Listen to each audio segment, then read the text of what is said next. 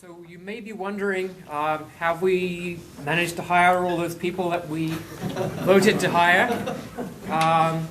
So basically, as I said, I've sent out email to everyone. The campus is more or less saying, yes, but show us the money.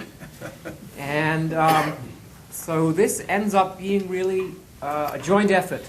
So I know you all think that, well, of course, EECS is a rich department. EECS has tons of money. The department will take care of it. The faculty, in terms of the amount of unrestricted funds, the faculty have approximately 10 times the amount that the department does.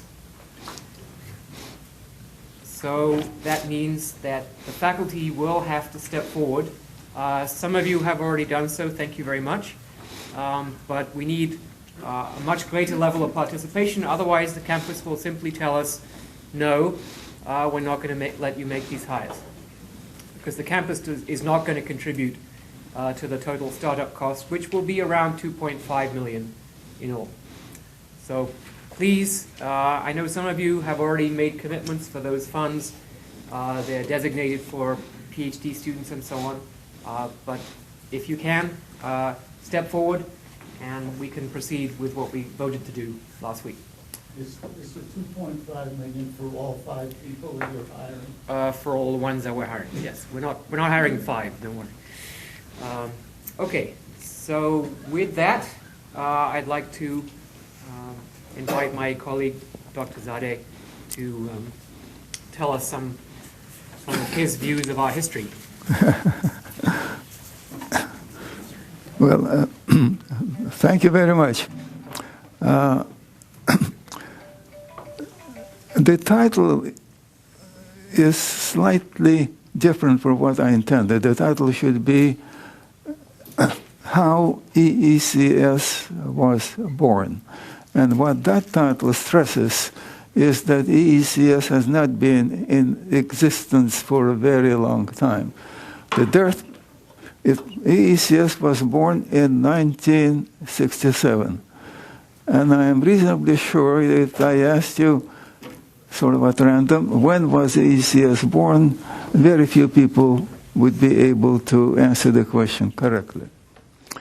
So let me begin by pointing out that most of you would not be here today were it not for some of the events that took place near the time when EECS was born.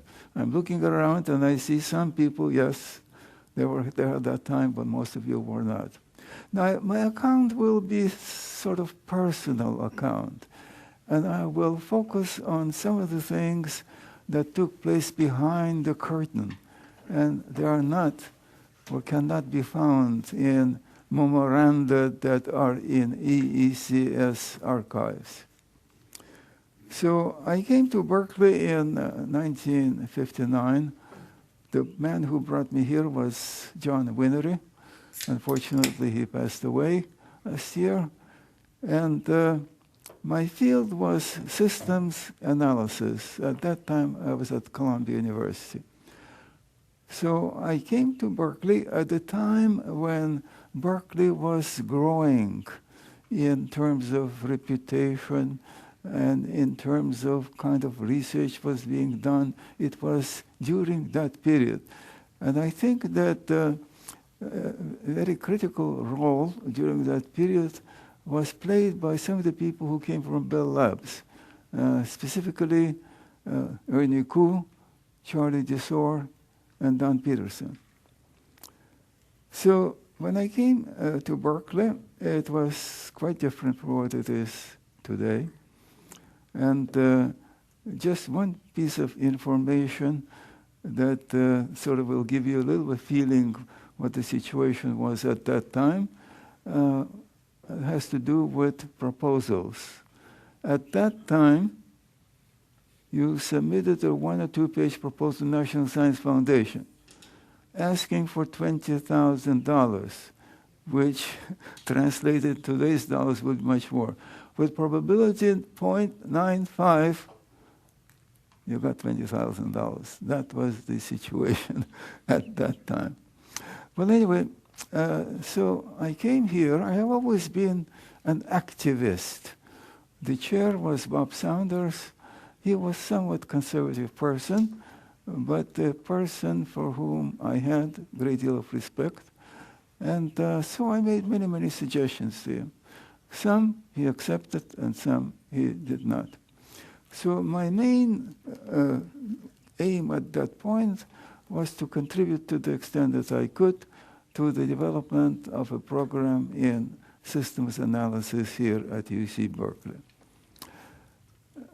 I was on sabbatical leave at MIT as a visiting professor. That was in the beginning of '63, when I got a message from John Winery saying that I would like you to replace Bob Saunders as chair of EE. Well, administration has never been my cup of tea, but I felt that it was a challenge. Perhaps I could do some of the things which had to be done. And although I have not been really a computer man, but I've always felt that computers are the way of the future. And I was particularly interested in AI. My first paper, one of my first papers was 1950 paper, most of you were not around at that time, called Thinking Machines, a New Field in Electrical Engineering. And that was 6 years before AI was born. So, so the first thing that I did when I was selected to serve as chair was to send a memo to the faculty. I asked Kate Riley to find that memo, but perhaps it's not too easy. He said, I must tell you that I want to express my appreciation to Stewart and to Kate for giving me an opportunity to share my reminiscences with you. So my first thing was to send a memo saying that in EE, we should assign the highest priority to the development of computer science, because that is what lies ahead. And so there was something that happened at that time. It was in April of '63 that could be viewed in retrospect as a crucial event.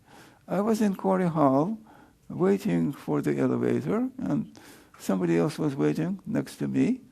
And so I introduced myself. He introduced himself. He said, I am Dave Evans. He said, I am working for Bendix, and I'm visiting Professor Harry Husky. I chatted with him a little bit, and then an idea occurred to him. He is the man we should hire. So I went to Bob Saunders, and I said, we have somebody here whom we should hire, David Evans.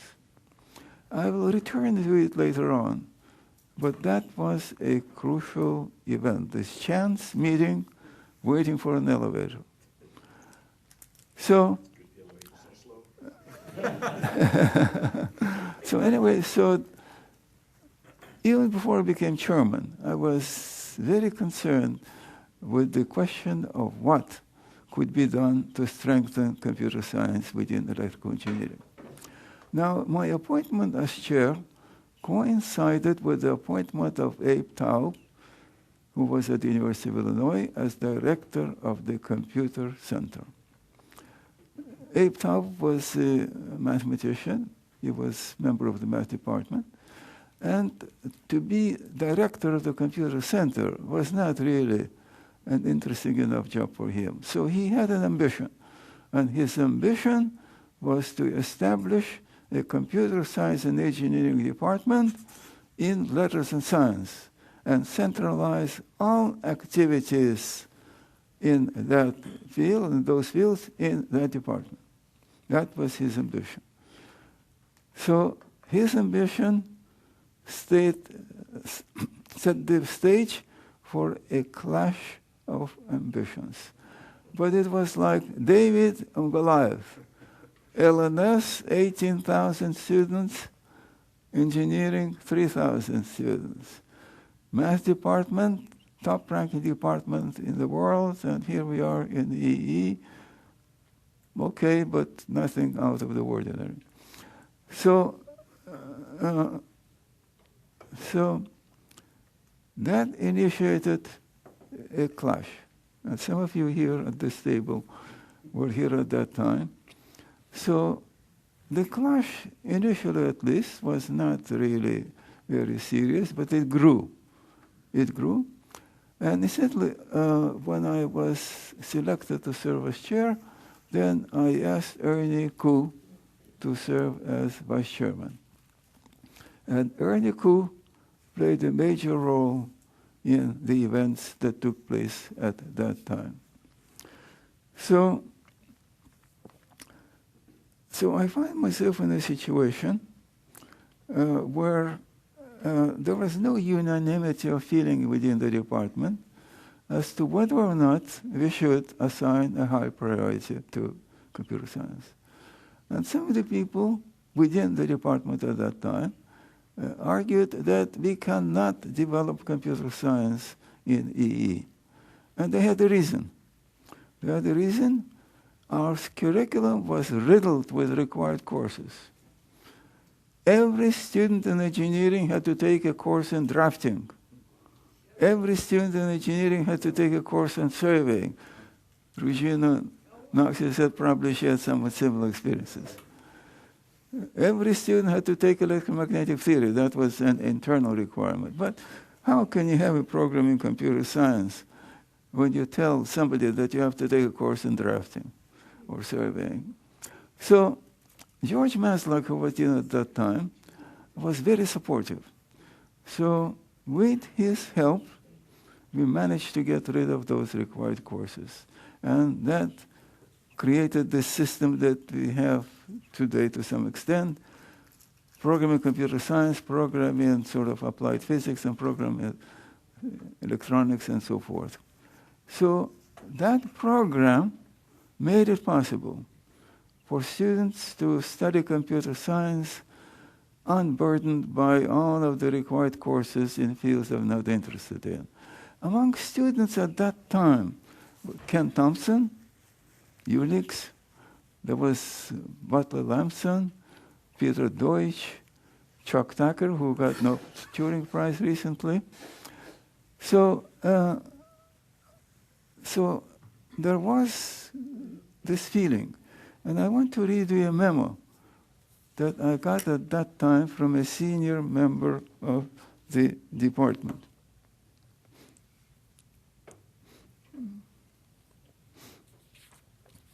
Okay, I skipped the first paragraph, which is not interesting. He said, I would say that you have a tendency of confusing your academic objectives with those appropriate for a couturier of world renown. There are fashions in engineering and applied science, and this in several ways is healthy. However, academic objectives are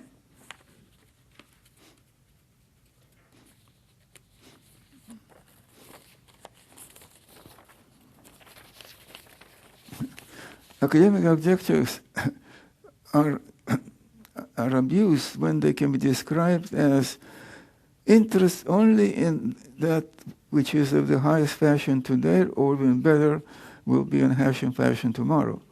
Such objectives are appropriate for Yves Saint Laurent, but not for chair of an engineering department in a university.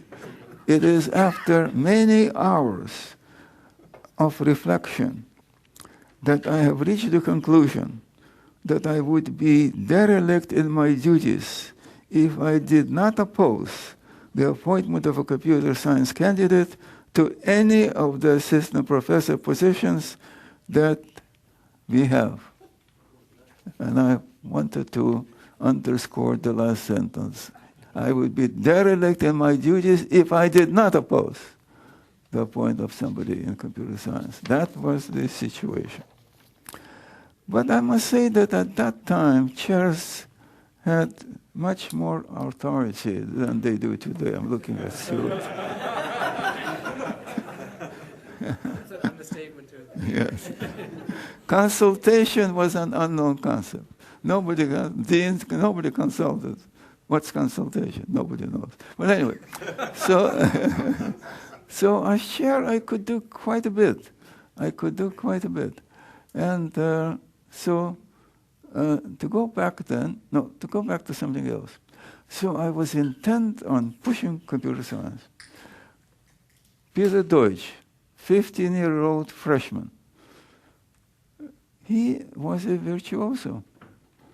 And it occurred to me that perhaps you could teach a course on Lisp.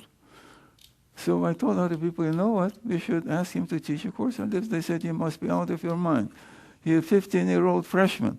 What business does he have teaching a course? Well, eventually I persuaded other people to go along. He taught a course. He has become a well-known person. But anyway, then I thought that we need publicity. I asked the State Department to provide names of universities in every country in the world. They supplied us with close to 2,000 names. We sent 2,000 posters to every university in the world, advertising a new program which makes it possible for people with backgrounds in fields other than computer science to come here and study computer science. That was an idea. So one fine day, a young student shows up to my office and tells me that he is in physics, but he saw our poster and he would like to transfer to electrical engineering. He said, I am Butler Lamson. It's Butler Lamson who became a star in the computer field. So I did these things. I asked industry to help us out, to loan people. John Backus from IBM, father of Fortran, came to Berkeley to teach courses. Well, anyway, I was doing whatever I could. But what was decisive was the following. David Evans was appointed as the professor in our department. He started Project Genie, which is a somewhat smaller version of Project Mac at MIT. David Evans was a remarkable person. He was an engineer par excellence. He was a doer. And so he assembled a group of young people to develop a time-sharing system here in Berkeley. And this small group of people, consisting primarily of Butler Lamson and Chuck Tucker and Peter Deutsch and a few others, came up with a design that was adopted by SDS. I don't want to spend my time in the discussion of the detail, but it was a remarkable achievement. Just a bunch of students working day and night under the supervision of somebody who was an inspiring person, succeeded in doing what could not be done in industry, has not been done in the university. So that put us in the ring. We acquired visibility. Project Genie was of crucial importance. But even though we were doing well, incidentally, at that time, in 1964-65, we had about 800 students in computer science. In 65-66, we had about 1,200, 50% increase in 1 year. I asked Kate to provide me with figures. The figures do not quite match, but roughly we have the same number of CS students today as we had at that time. But anyway, so we were doing things, the department was doing well, but what was hanging over our head was the probability, high probability, that Abe Tau, for whom I said I have great respect, would, in the company of Chair of Mathematics and Dean of Letter and Science, would go to see the Chancellor, Glenn Seaborg, would tell him that we have to develop computer science and the best way of developing it is within letters and science. And the chancellor would say, yes, go ahead. So what to do? I was at the party, actually I was in San Francisco, I was coming back to a party here in Berkeley, and an idea occurred to me while I was crossing the bridge.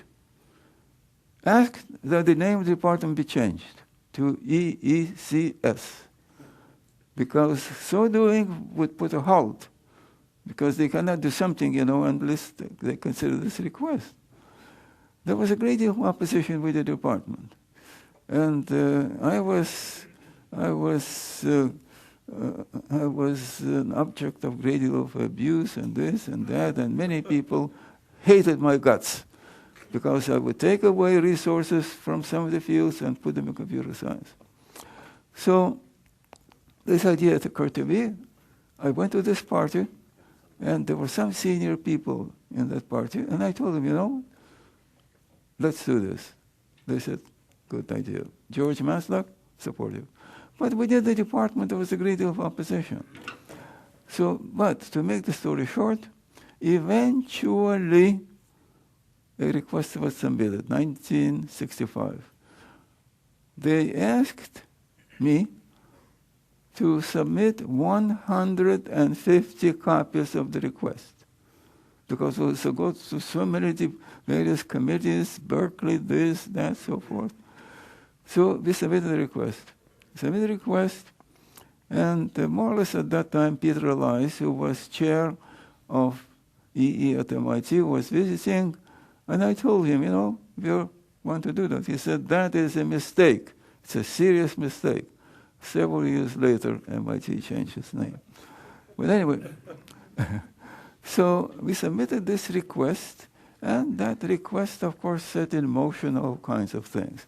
Committees, meetings, discussions, God knows what.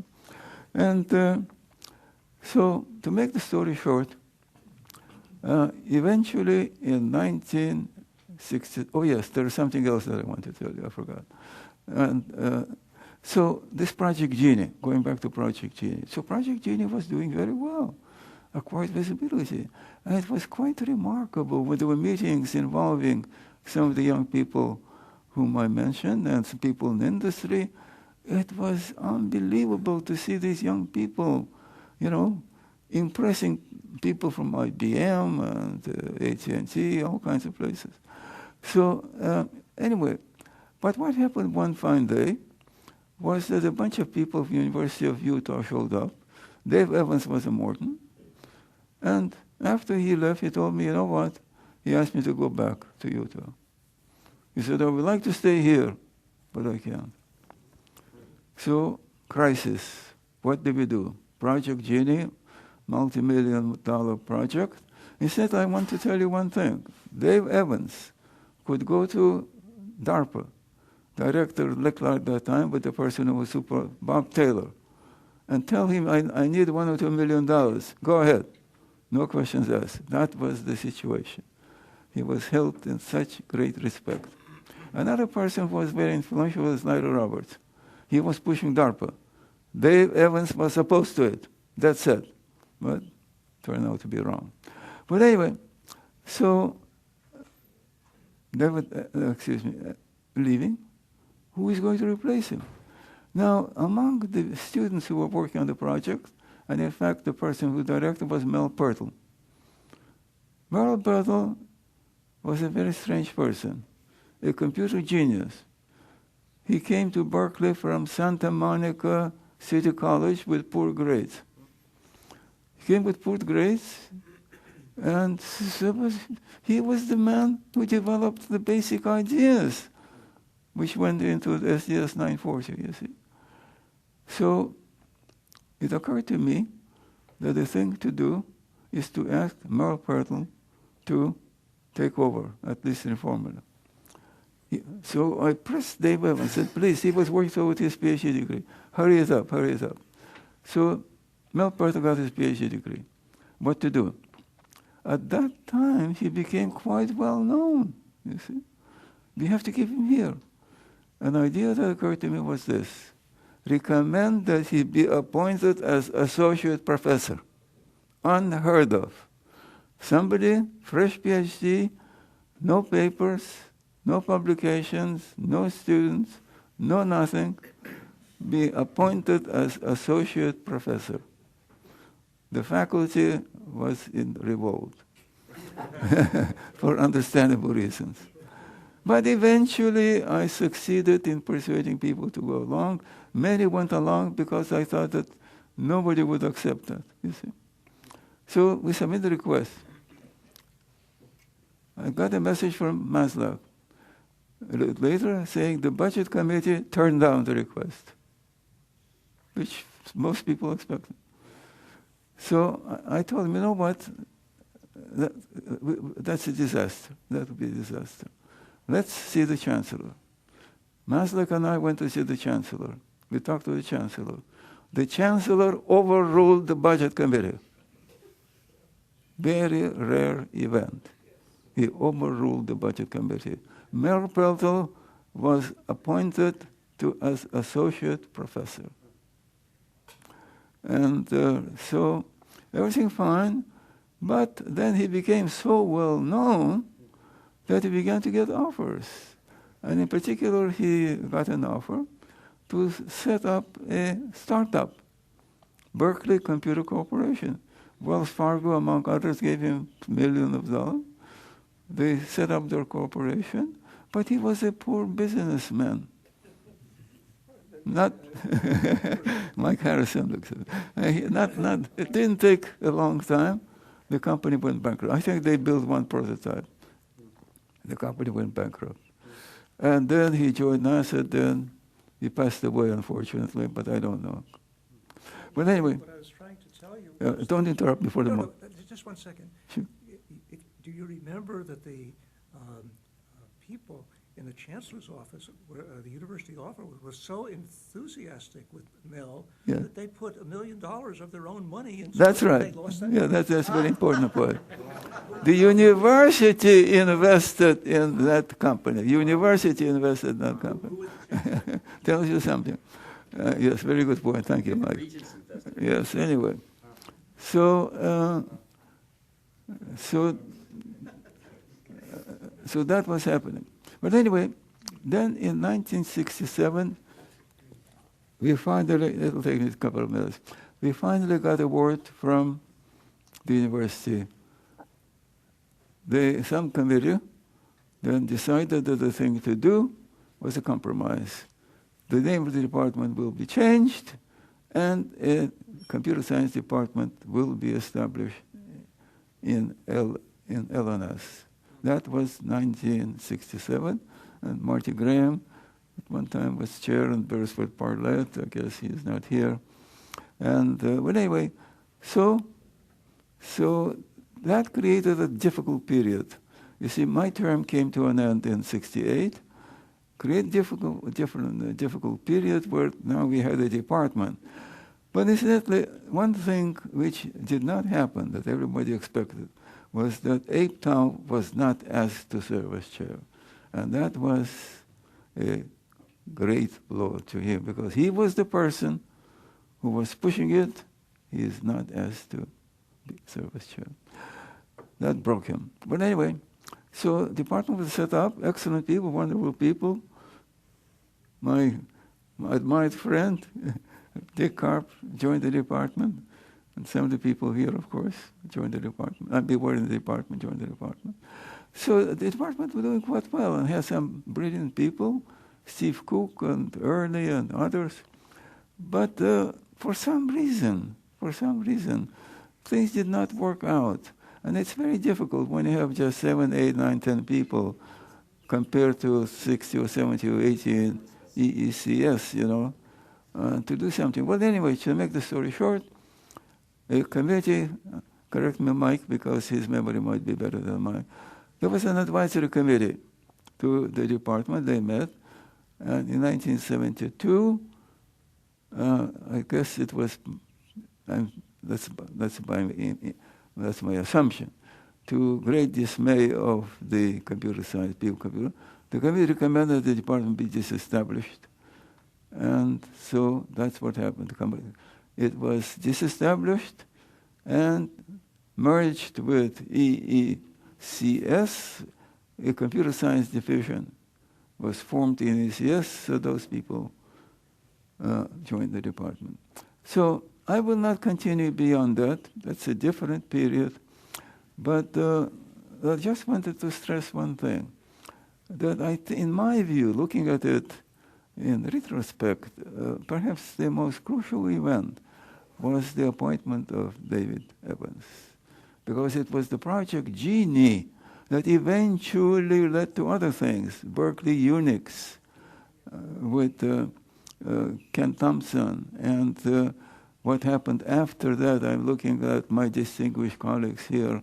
After that, that was really, that made the difference. Without Dave Evans, I'm not sure we would be successful in changing the name or doing what would be.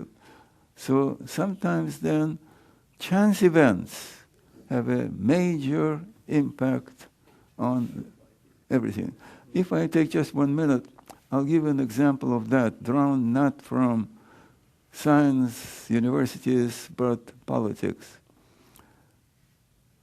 Gorbachev changed the world. When his predecessor passed away, Politburo met to select new Secretary General of the Communist Party. There were two candidates, Gorbachev and Romanov from Leningrad, who was conservative. There was a person of Politburo who missed the meeting. He would have voted against Gorbachev. For some reason that we don't know, he missed the meeting. By one vote, Gorbachev was elected or selected as Secretary General.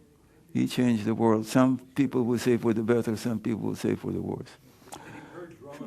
So sometimes, tiny events have a major impact. So this tiny event of my meeting Dave Evans waiting for the elevator in Corey Hall changed the course of events within this department.